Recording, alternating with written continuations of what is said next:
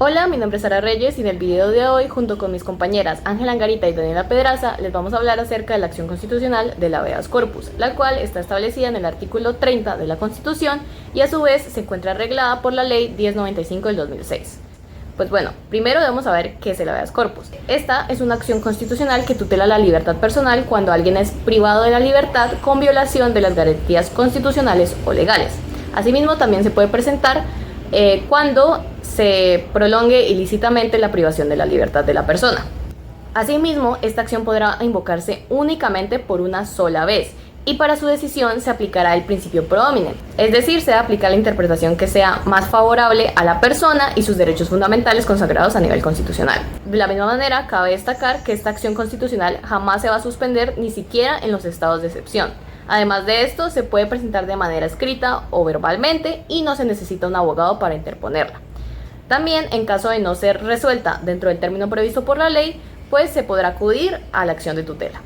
La base sobre la cual se podría iniciar esta acción es encontrarse en una situación en la cual se estén vulnerando los derechos fundamentales derivados de una privación ilegal de la libertad. Esto siguiendo lo establecido en el artículo 30 de la Constitución, en el cual se consagra que el habeas corpus es un derecho, el cual se puede invocar ante cualquier autoridad judicial y se le otorga a un sujeto que cree estar privado de la libertad de manera ilícita. Ahora, la finalidad del habeas corpus es proteger el derecho a la libertad, el cual se encuentra consagrado en el artículo 28 de la Constitución. Este artículo indica que toda persona es libre y no puede ser ni capturada ni registrada sin la existencia de una orden judicial y de una causa legal. Además, si alguien es capturado, debe ser presentado ante un juez en un plazo máximo de 36 horas. Lo anterior nos permite concluir que el habeas corpus funciona como una garantía en pro del derecho a la libertad. Ahora, respecto a cuál es el juez competente para resolver las solicitudes de habeas corpus, la respuesta la podemos encontrar en el artículo 2 de la Ley 1095 del 2006, la cual establece que absolutamente todos los jueces y tribunales de la rama judicial son competentes para conocer de la acción de habeas corpus. Asimismo, cuando se interponga ante una corporación la acción, pues tendrá a cada uno de los integrantes como juez individual para resolver las acciones de habeas corpus. Cabe destacar que en un inciso de este artículo se menciona que si el juez que va a conocer del habeas corpus ya ha conocido con antelación la actuación judicial que originó esa solicitud de habeas corpus, el juez tendrá que declararse impedido para resolver sobre esta solicitud y así a su vez deberá trasladar las diligencias de inmediato al juez siguiente o del municipio más cercano que sea de su misma jerarquía. En cuanto a la pregunta de si esta acción tiene o no requisito de procedibilidad, la respuesta es que no tiene, ya que esta acción es una acción excepcional de protección a la libertad y de los eventuales derechos fundamentales que podrían llegar a vulnerarse, como lo son la integridad personal, la vida, el no ser sometido a desaparecimiento o a tratos crueles y torturas. Y de la misma manera, cabe destacar que siguiendo la jurisprudencia del Consejo de Estado, más en específico una sentencia que el radicado lo pueden ver en pantalla, encontramos que cuando se pretenda cuestionar los elementos del hecho punible, la responsabilidad de los procesados, la validez o valor de persuasión de los medios de convicción, el habeas corpus no es el mecanismo idóneo para pretender cuestionar estos elementos. Por lo tanto, el habeas corpus será improcedente. Esto debido a que el ejercicio de esta acción solo permite el examen de los elementos esenciales que tengan que ver con la medida que afecte la libertad de la persona. ¿Quiénes son los legitimados por activa y por pasiva en esta acción? Pues bueno, los legitimados por activa serán el sujeto privado ilegalmente de la libertad, cualquier tercero que tenga conocimiento de la detención ilegal, como lo pueden ser el cónyuge, familiares e incluso un juez que tenga conocimiento de esta afectación a la libertad. Y a su vez también puede ser legitimado por activa la Defensoría del Pueblo y la Procuraduría General de la Nación.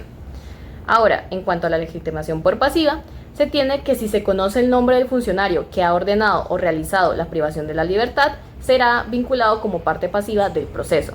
Y pues ya como el más general, si no se tiene esta información del nombre del funcionario, pues la parte pasiva será el Estado, puesto que el funcionario público está representando al Estado.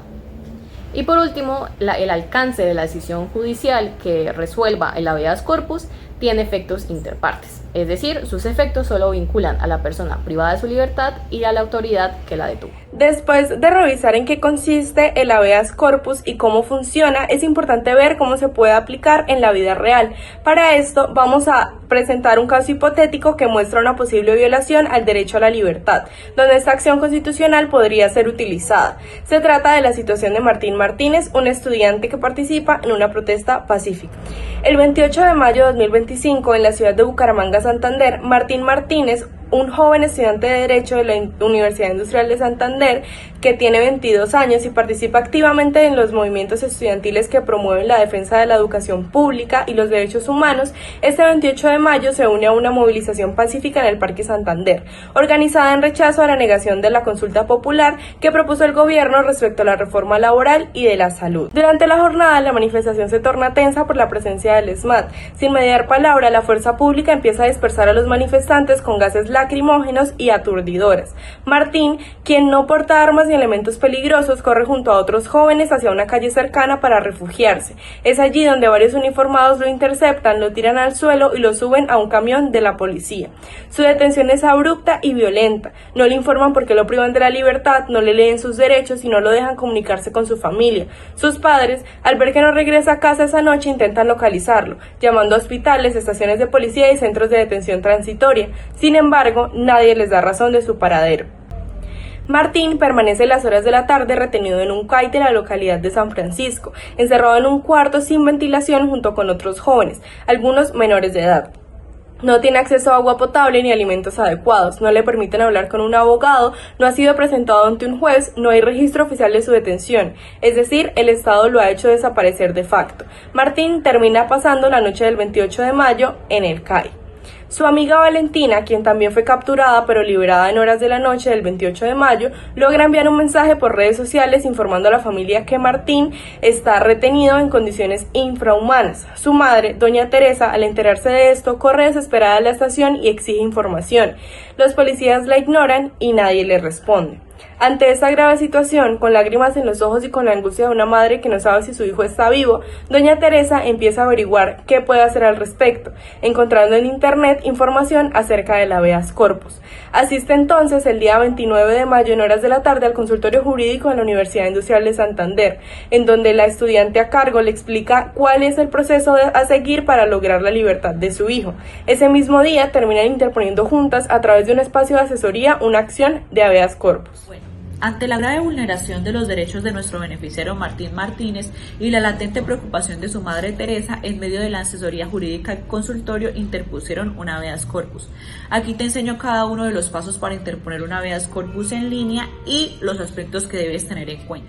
En primer lugar, deberás entrar a la página oficial de la rama judicial, en donde podrás interponer la habeas corpus las 24 horas del día, buscando en el apartado directamente recepción de tutelas y habeas corpus en línea.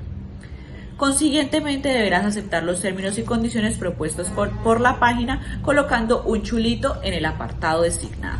Después, al dar continuar, procederás a encontrar un lugar en donde llenarás con cada uno de los datos del accionante, departamento, ciudad, el tipo de registro en donde colocarás directamente habeas corpus y procederás llenando cada uno de los datos a disponer.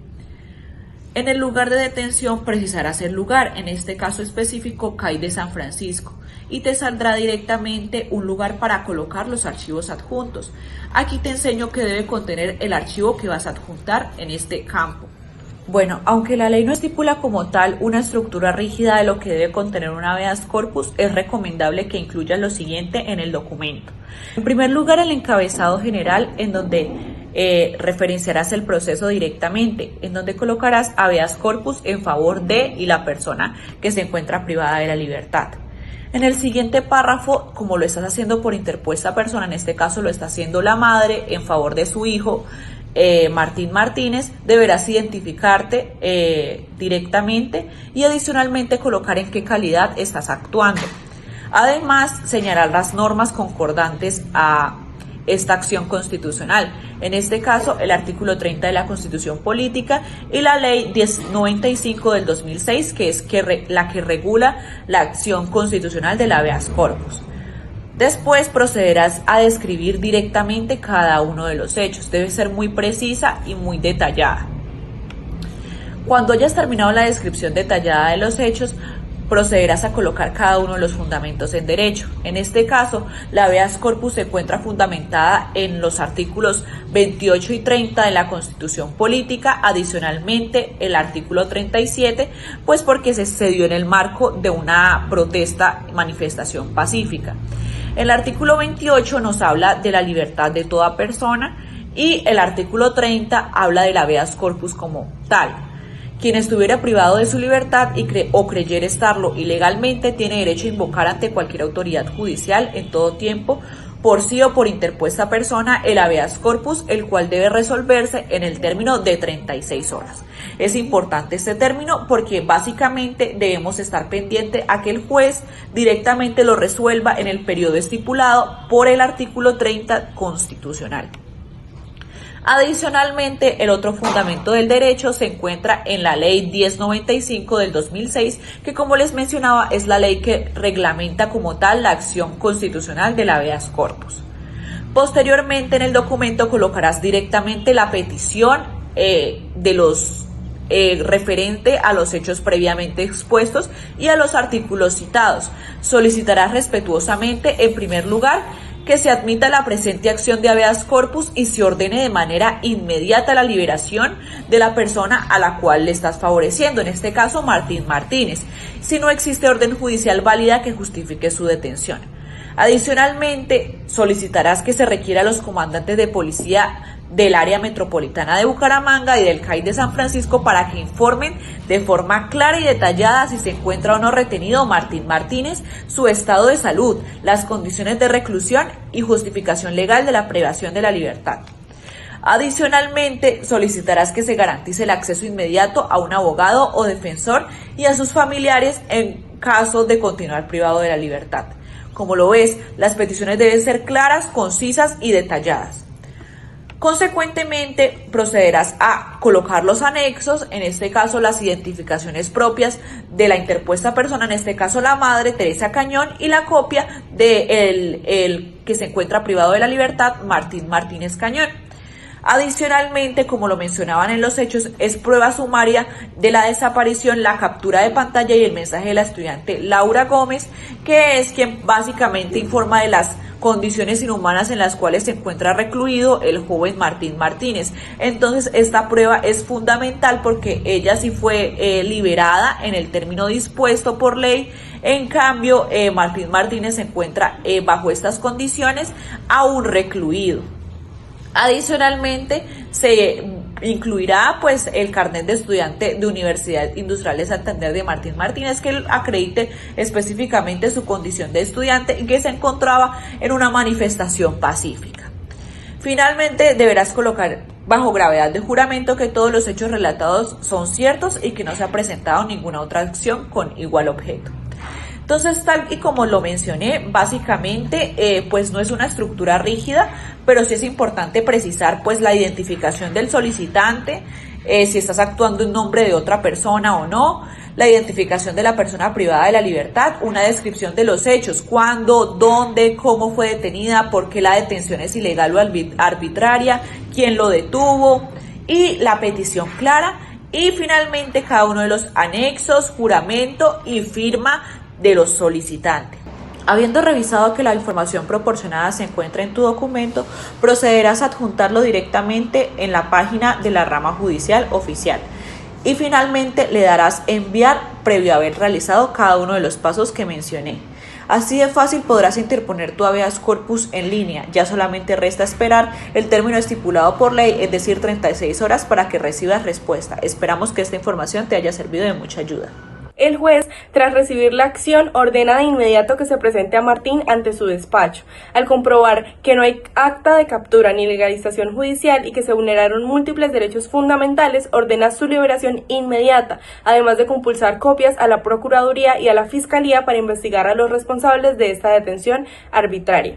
En conclusión, el habeas corpus es mucho más que una figura legal, es una garantía fundamental que protege el derecho a la libertad personal frente a detenciones arbitrarias, abusos de poder y desapariciones forzadas. Casos como el de Martín nos recuerdan que, incluso en contextos de protesta o tensión social, el Estado tiene el deber de respetar la dignidad humana y los derechos constitucionales. Conocer y ejercer esta herramienta no solo salva vidas, sino que fortalece la democracia y el Estado de Derecho.